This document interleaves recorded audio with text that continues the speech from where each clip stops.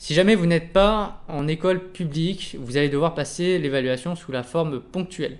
La forme ponctuelle, ça va être de réaliser une épreuve orale qui va durer environ 30 minutes. Le contenu du dossier est exactement le même si vous faites sous la forme ponctuelle ou contrôle continu. Je le précise et je le redis.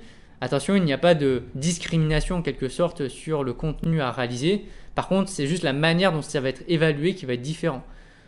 En CCF, ça va être faire au cours de la formation dans votre lycée. Par contre, si vous êtes dans un centre de formation, une école privée ou que vous faites en candidat libre, vous allez devoir aller dans un centre d'examen, réaliser cette sous-épreuve orale qui va vous permettre de présenter votre dossier professionnel et d'être évalué en conséquence.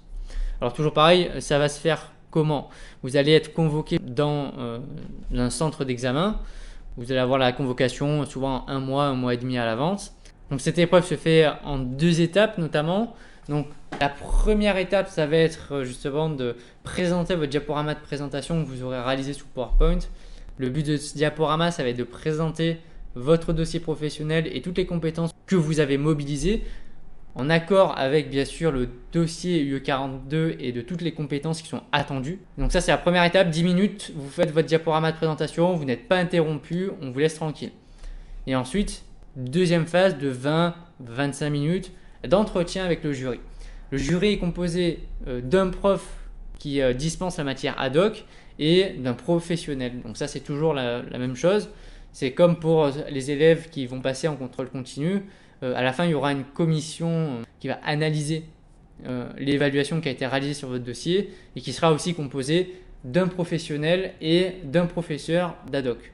Donc comme ça, tout le monde est dans le même panier.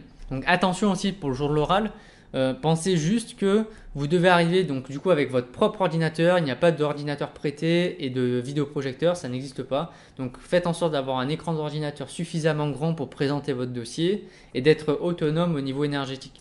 Donc c'est-à-dire que si vous avez un ordinateur qui ne tient pas la batterie, évitez parce que vous ne pourrez pas le recharger. Donc c'est un peu débile dans le sens où a priori en branchant une prise de courant, vous n'allez pas hacker le système, mais c'est interdit donc prévoyez en conséquence.